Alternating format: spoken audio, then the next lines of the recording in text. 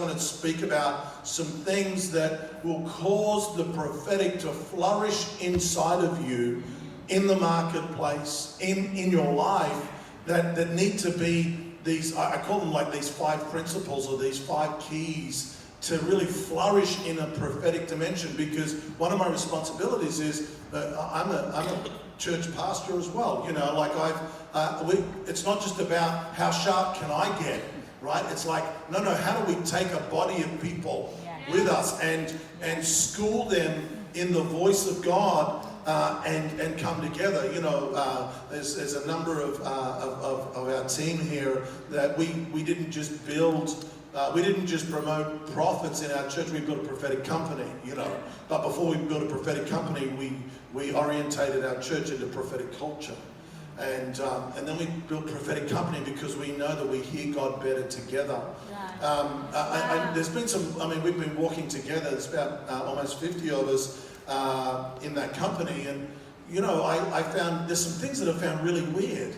You know, we went into this season where we started to coach into prophetic dreams and the interpretation of prophetic dreams. And then not only did we become proficient in the language of prophetic dreams, but we actually began to dream the same dreams. You know, like people would, like in the company, there's 3 people would say, I had a dream last night, all separate to each other. They would send me the dream and it was the same dream. You know, and so all of a sudden that we started dreaming together. We started hearing, you know, some of the seers and all those started hearing, having dreams for the nation that was beyond, let's say, their personal calling or metron, but it wasn't beyond the company's metron. Did you get that? Because it was in. So all of a sudden, everyone was animated beyond their own gift. Come on, Dad. Right? Do you understand that caves are attractive for prophets? And they serve a purpose, and the only purpose that a cave serves you as a prophet is to kill you.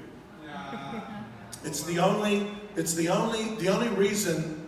You might go, well, no, Lord, God's wooing me into the cave. Yeah, He is, to kill you.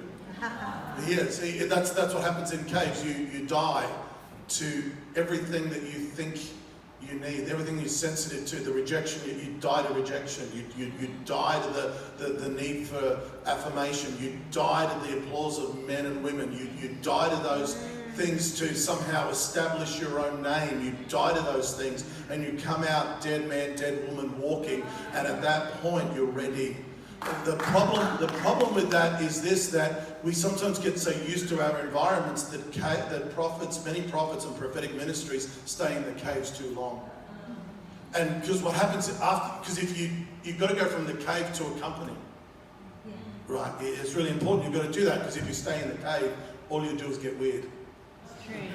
All you'll do is get weird.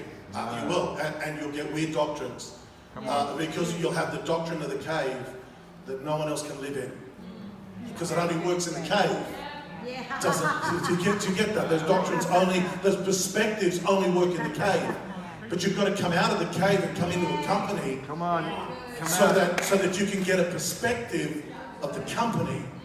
And once you get a perspective of the company, now you can be effective in the marketplace. Now things change. Now you can become a father or a mother in the spirit. Wow. You can't father children in the cave.